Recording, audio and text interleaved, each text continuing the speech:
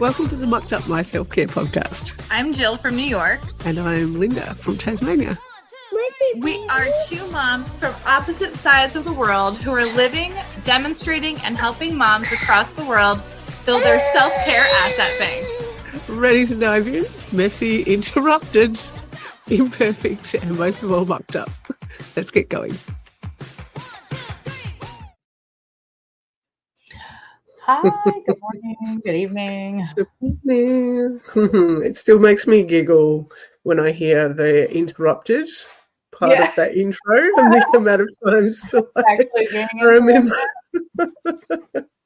I remember you literally sort of running away or trying to run into this, like running around the house with my laptop in my hand, and he was not far behind. It's like our third or fourth time trying to record it, and you're just like, I just need, this is a 2-minute clip. We can't even do this. What are we doing this podcast for? But I mean, that's exactly the whole point, was to be interrupted. I know, but still, each time I'm like, yep, here we are. Yep. Yeah.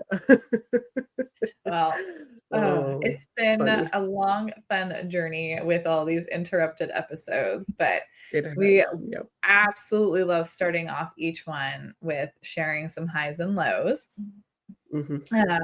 giving space and honoring the good and the bad parts of our week or day, and just reflecting on it. So it also is a nice little icebreaker for us to start our conversations. So. Yeah, that's right. And maybe an icebreaker for you listening to get to know us a little bit more. So let's see.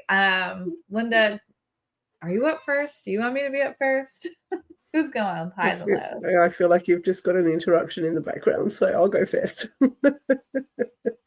Okay, so for me, I'll start with a low. The low for me at the moment is just definitely feeling the pull of all the needs. We had really tired, ratty kids after school today, and I was like, okay, it's the first day back of the week. It's only Monday, but they were just all at each other and bickering and fighting and arguing and a lot of very strong opinions and all of the lovely things which make us into human were butting heads, and it was just a lot. It really was. So that's, definitely a low point of my day. I think the high on the other flip side is, goodness, just watching them develop into their own little human beings at the same time. Like their own little characters and quirks, and Quinn finally got a haircut because his hair was down past, it was almost as long as yours, I swear. Oh my gosh. Wow. It was really, he hadn't had one for over a year, and he held my hand the whole time out of the little he had to swap hands when she needed the other side and just didn't let go the whole time. And so just looks so grown up from that as well.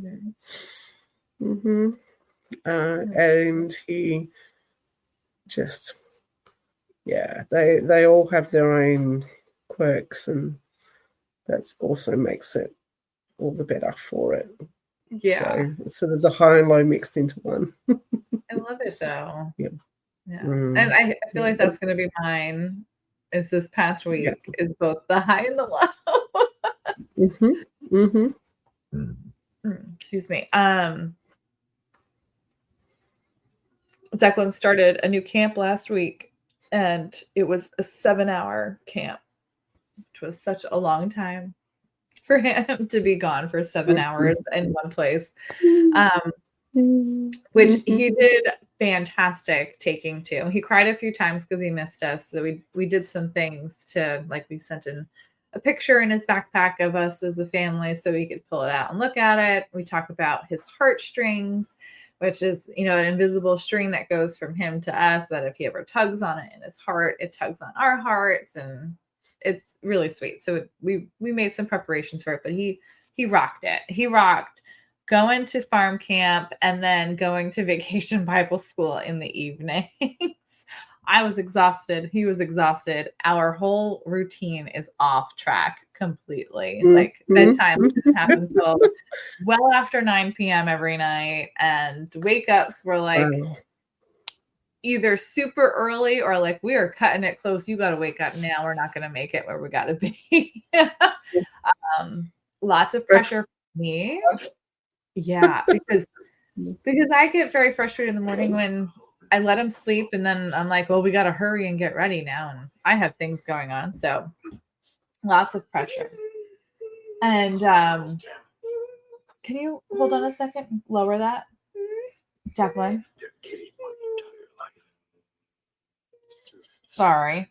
I can't have you in here with us because I'm recording. It can't be on the recording. I'm sorry, honey. Yeah, all the tiredness, all the pressure. Yeah. So on top of that, I did some really fun things. Like I made my self-care popsicle sticks. So when we go into our self-care time, I could just pull a popsicle stick and we're going to do that. I also made some sourdough things and experimented with a few different things. Declan made a pizza with sourdough last night for dinner, like on his own, which was very fun. And I made a chocolate sourdough starter so I could make chocolate pancakes, which was very fun. So it's a good mix of like these little highs and these pretty hard lows of sleep and exhaustion. But it was a really impressive week in, again, like watching Declan grow into himself because, you know, he learned how to snap his fingers this week. He learned how to play volleyball and he learned how to do a flip into the pool. So like it's these big gross things for him along with the exhaustion and excitement. And then I'm like crossing things off my sticky note board. So big fun stuff. I'm ready for a break and some sleep. Yep. Speaking of being ready for breaks. It's very interruptions. Yes, it's very fitting for our topic today, which is self-care when you're never alone.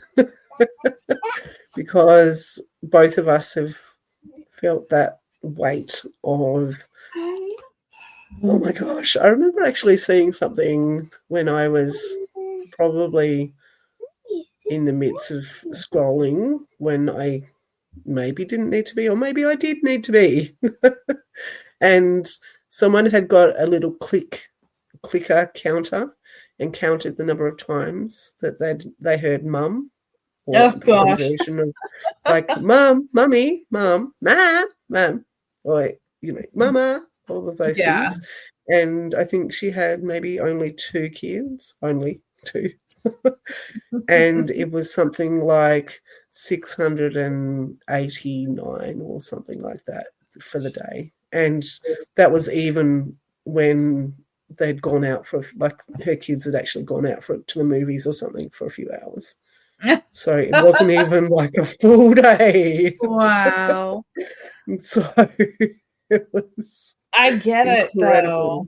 it though. Like with Vacation Bible School this past week, like the parents, it wasn't a drop-off thing. So we didn't just drop the kids off and leave. So we were around, but also like I was hoping that I wouldn't have to be tied at the hip with him. And I might be able to just sit back and hang out with the other parents that were there whose children do leave them. No, as soon as we walk in the door, Mom, Mommy, and everyone's faces and heads just turned and looked at me. And I'm like, yeah, we're here. Like, of course you're going to hear him scream, Mommy, because he can't be anywhere without me. So, yeah. Yep, I find it really hard at the end of the day when it's bedtime and they both want to hug me Quinn at the moment has the 4-year-old hug, of the bear hug, where he just wants to. He actually has been putting his arms around my neck and then squeezing really tight, and I'm like, mate, can't breathe.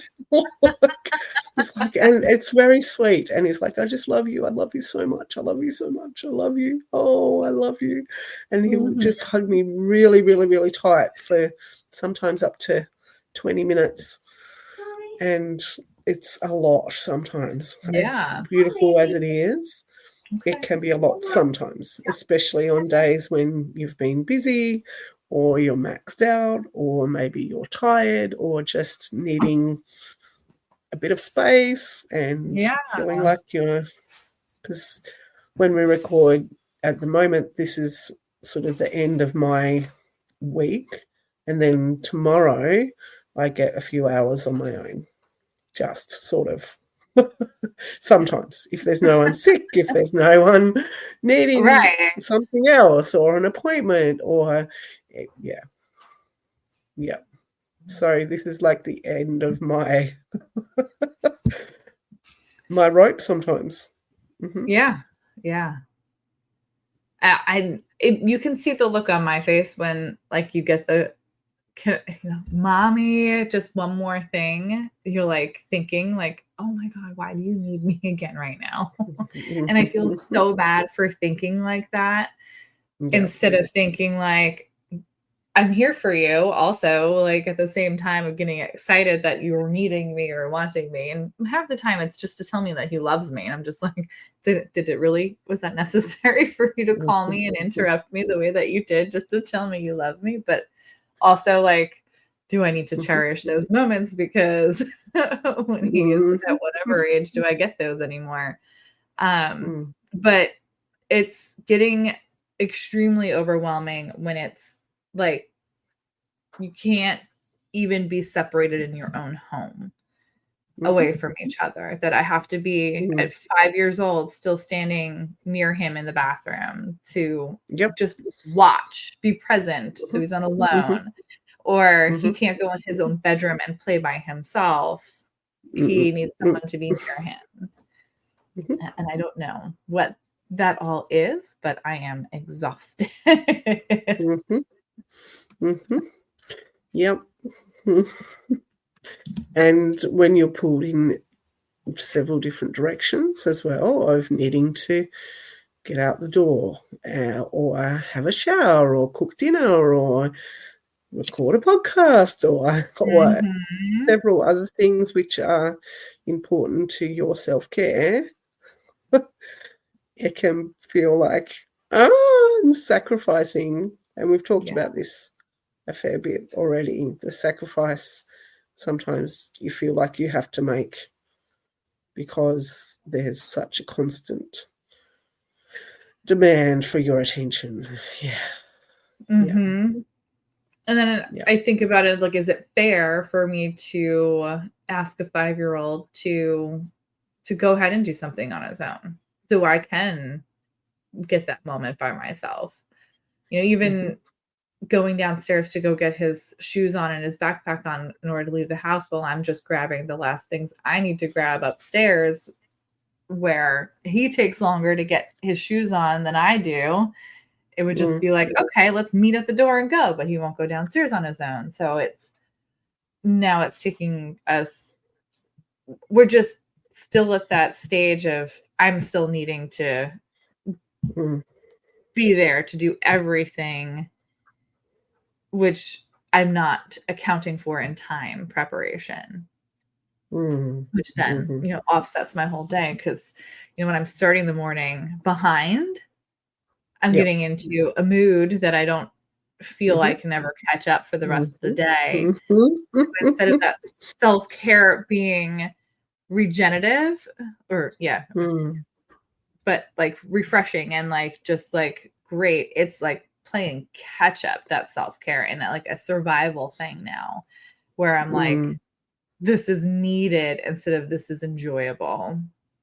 I'm wondering if I could just offer a quick idea, which did help with one of mine, and I don't remember which one right now. We had ways which we practiced when we weren't in a rush to get out the door. So we'd practice putting our shoes on to go to the letterbox, or putting our shoes on to, pick up sticks in the garden or something like that. And I know that for my little ones as well, it's helped them having just like putting shoes on, like, can you go and get my shoes ready? So then they're taking the lead a little bit on that, and they feel like they're important. And so then they'll often go down and go to the front door and sort of start putting their shoes on while I do that last minute run around, make sure our dog's been getting into the bin lately. So I've got to make sure that door's like shut and everything. Yeah. And a couple of times I've come back and the rubbish has been everywhere. I've no idea how she's getting into it. So just things like that I need to do at the last minute. Yeah. And so asking them to go and get my shoes ready has helped in some of that.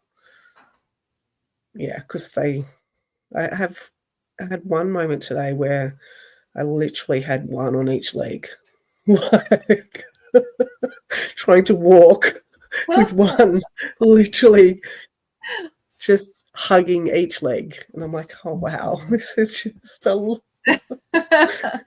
interesting exercise. Yeah, it is. So, that's a nice weighted walk. A little off on either side, but I guess the easy button for me would be like, we keep our shoes downstairs by the door, and then we're upstairs in the second level of the house. I could just bring his shoes upstairs too, and then he just put them on upstairs. I just don't want his muddy shoes all over my floor that I hardly ever sweep anyway. So what would be the difference? Yeah. Real life. Oh yes. we just had muddy feet through the house. I've got a 2-year-old who likes to go outside in socks and just skip the whole putting shoes on in the first place. White socks, which are now black, and then she just comes in and she's like, my shoes are off. I've got socks on. I'm fine. Yep. And oh gosh, just cannot always deal. It's ours isn't mud. It's just wet socks, and I'm like, dude, your feet are wet, but I have socks on. I'm like, do you not feel the wet socks? No, they don't. They don't. You don't hear the squish as you walk.